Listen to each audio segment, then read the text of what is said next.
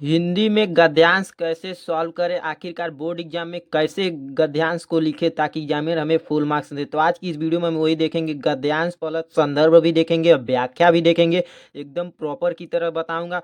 चाहता तो मैं भी यहाँ पर 2024 का पेपर ले लेता प्रिंट कर कर खुद से, क्योंकि मैं ऐसा नहीं चाहता। बहुत से लोगों को आप लोग वीडियो देखे होंगे कि खुद ही प्रिंट कर कर बोलते हैं कि पेपर लीक हो गया, यही पेपर आ रहा है, पर ऐसा नहीं मैं चाह रहा हूँ करना, क्योंकि मैं वही प्रश्न बताना हूँ जो इम्पोर्टेंट हो। इसलिए इस वीडियो में अगर आप इसका फुल सॉल्यूशन चाहते हैं 2023 का पेपर का, तो मैं इसका सॉल्यूशन भी करा दूंगा, ठीक है। तो पहले आज की इस वीडियो में जो बताया हूँ पहले वो देख लेते हैं।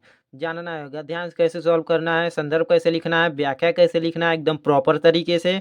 तो चलिए हम पहले हम गद्यांश निकालते हैं, ठीक है। ये है हमारे पास गद्यांश जो इम्पोर्टेंट है, ये भी गद्यांश इम्पोर्टेंट जो रिपीटेड होता रहता है।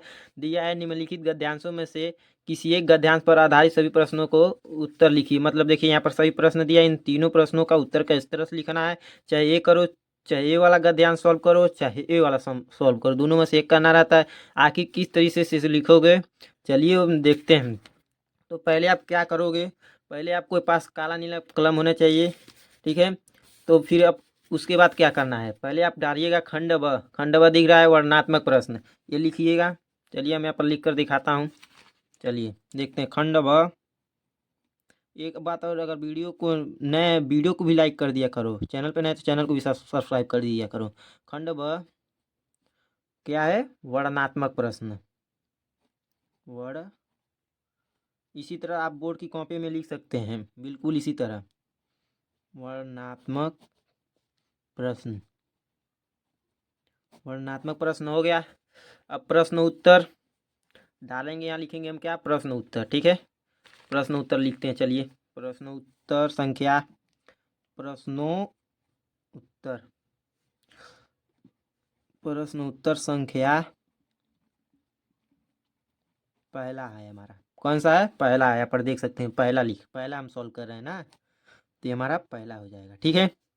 तो यहाँ से इसे भी अंडरलाइन, जो आपके पास इंच पटरी होगा उसे अंडरलाइन कर दीजिए। यहाँ पर हमारे पास छोटा इंच पटरी है, इसे हम, जो हमारे पास स्केल है उसे हम अंडरलाइन कर लेते हैं, ठीक है। और इसे भी अंडरलाइन कर दीजिएगा, एकदम प्रॉपर तरीके से लिखिएगा। इसी तरह बता रहा हूँ जिस तरफ अच्छे राइटिंग में, तो आपको एग्जामिनर एक पूरा नंबर देगा, एक भी नंबर का। आखिर ये गद्यांश, आखिर एग्जामिनर जो होता है उसे पता तो चलना चाहिए कि कौन सा गद्यांश सॉल्व किया है। जो बोर्ड में पेपर देते हो, आपको पता होना चाहिए कि ये वाला सॉल्व कर रहे हो या ये वाला। डायरेक्ट आंसर मत लिख दिया करो, पहले देखो यहाँ पर ध्यान से। पहले आप क्या करोगे, पहले यहाँ पर जो हमारा शुरू का स्टेप है इसको लिखिएगा, फिर लास्ट का स्टेप 2 से 3 वर्ड लिख दिएगा, यहाँ से लिख दीजिएगा, ठीक है। तो चलिए हम बताता हूँ। पहले यहाँ पर लिखिएगा अश्वरोही, अश्व अश्वारोही, अश्वारोही पास, इतना 2 वर्ड लिख सकते हैं, ज़्यादा नहीं लिखने की जरूरत है। इसके बाद क्या करोगे, विश्राम गृह में जाती है, इतना लिख देना है। पहले रुक जाइए, यहाँ से डॉट डॉट डॉट डॉट विश्राम, विश्राम गृह, गृह में जाती है, गृह में जाती है, बस इतना हो गया डॉट डॉट करके। अब बात आती है क्या क्या लिखना है, हमें संदर्भ लिखना है, ठीक है। तो चलिए हम संदर्भ लिखते हैं। यहाँ पर डालिएगा संदर्भ, लिखिएगा हेडिंग डालिएगा संदर्भ। संदर्भ प्रश्न क्या है हमारा, देखिए पहले दिया है ना, उपयुक्त गद्यांशों का संदर्भ लिखिए, तो पहला है, यहाँ पर पहला लिखना जरूरी है। पहला लिखिए, इसे पेपर को थोड़ा साइड में रख देता हूँ, थोड़ा दिखेगा भी अच्छे से। अब चलिए इसे हम सॉल्व करते हैं। पहले संदर्भ को सॉल्व कर लिया जाता है, फिर उसके बाद आपको व्याख्या किस तरह सॉल्व करोगे वो भी बताता हूँ। चलिए देखते हैं। प्रस्तुत, प्रस्तुत गद्यांश, प्रस्तुत गद्यांश हमारी पाठ्य पाठ्य पुस्तक, पाठ्य पुस्तक हिंदी, पाठ्य पुस्तक हो गया, फिर हिंदी, हिंदी, हिंदी के गद खंड, गद खंड में संकलित कौन सा चैप्टर से है हमारे? संकलित कौन सा पार्ट से है? ये हमारा ममता नामक पार्ट से है। किससे है? आप देख सकते हैं ममता भी इसमें आ गया है इस गद्यांश में। तो जो जो बताता हूँ काले पेन से हेडलाइट कर दीजिएगा। इसे भी हाईलाइट करना था काले पेन से। आप बस हिंदी गद्य खंड और एक जो नाम लिखना है जिस चैप्टर से उसे लिखने कर सकते हैं हाईलाइट। नहीं तो नहीं करना तो छोड़ दीजिए, बस नीचे से अंडरलाइन कर दीजिएगा बस। ममता, ममता से ठीक हो गया। ममता नामक नामक पाठ, नामक पाठ पाठ से लिया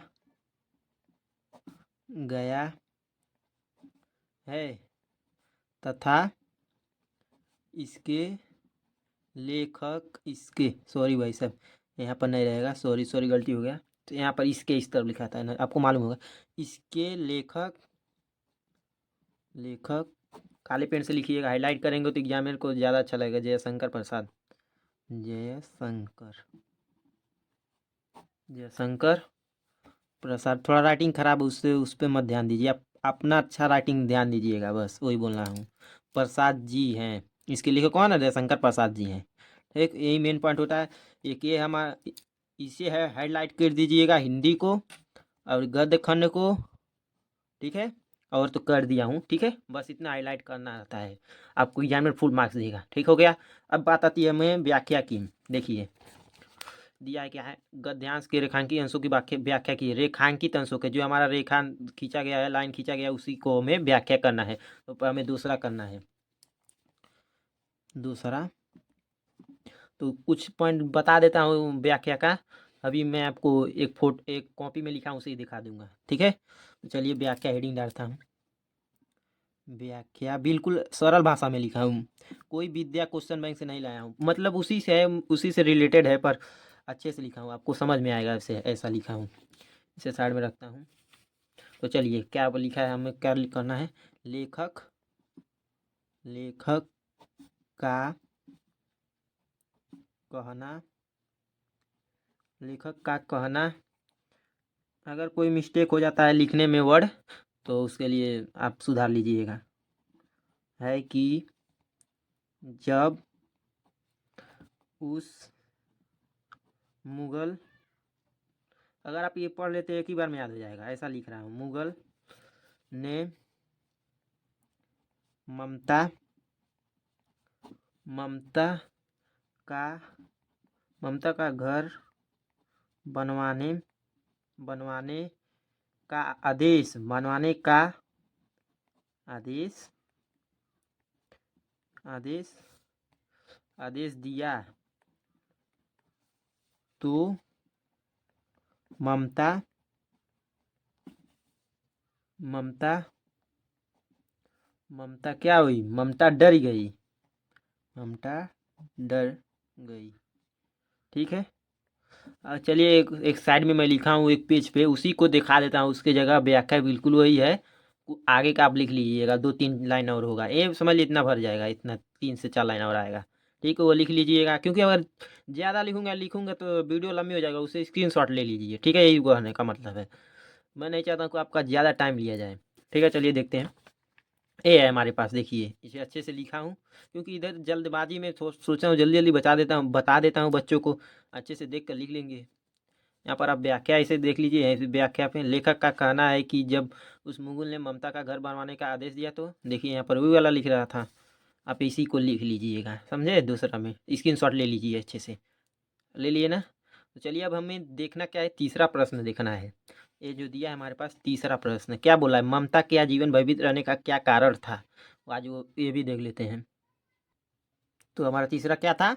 ममता के आजीवन भयभीत रहने का क्या कारण था, तो ये देखने हैं हमें। तीसरा तीसरा ठीक है। अब इसे हल करना है, हल कर रहे हैं, लिखना है उसका आंसर। अरे भाई तू किधर जा रहा है? इधर आना। अब क्या करना है? पढ़ पढ़ दूँ या लिख दूँ? बोलो।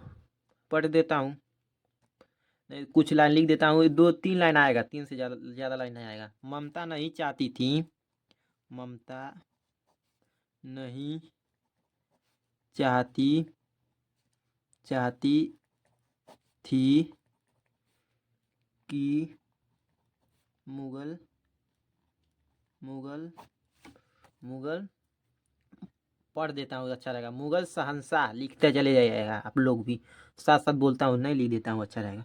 मुगल शहंशाह की पैर।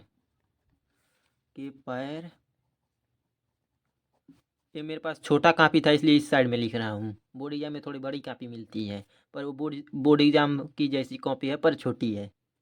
ठीक है, वही लिख रहा। कहाँ तक लिखा था? ममता नहीं चाहती थी कि मुगल शहंशाह के पैर पर उसकी स्वाभिमानी झोपड़ी में पड़े और वह उसे किसी प्रकार की सहायता दे। कहने का मतलब ममता नहीं चाहती थी कि कोई मुझे सहायता करे, किसी के अभी मेरे झोपड़ी में पैर पड़े। वो अपने निवास स्थल को लेकर ही भयभीत रहती थी। ठीक है, उम्मीद आपको समझ में आएगा। वो ममता थी, आप शॉर्टकट में लिख सकते हैं। ममता ममता के आजीवन भयभीत रहने का क्या कारण था? ममता का आजीवन भयभीत रहने का कारण यही था कि वह नहीं चाहती थी कि अपने किसी व्यक्ति को निवास स्थल को पर पैर पड़े, इसी यही कहना है। ठीक है, उसकी स्वाभिमानी झोपड़ी पे पड़े और वह उसे किसी प्रकार की सहायता दे, वो अपने निवास स्थल को लेकर भयभीत रहती थी। ठीक है, यही है हमारा। आपको क्वेश्चन बैंक में मिल जाएगा, ये वाला प्रश्न जो है आपको क्वेश्चन बैंक में मिल जाएगा। ये जो इसका बात कर रहा हूँ, सिर्फ इसका यही वाला प्रश्न आपको क्वेश्चन बैंक में मिल जाएगा। क्वेश्चन बैंक में आपको मिल जाएगा, ढूंढ लीजिएगा। ठीक है, चलिए मिलते हैं किसी नेक्स्ट वीडियो में।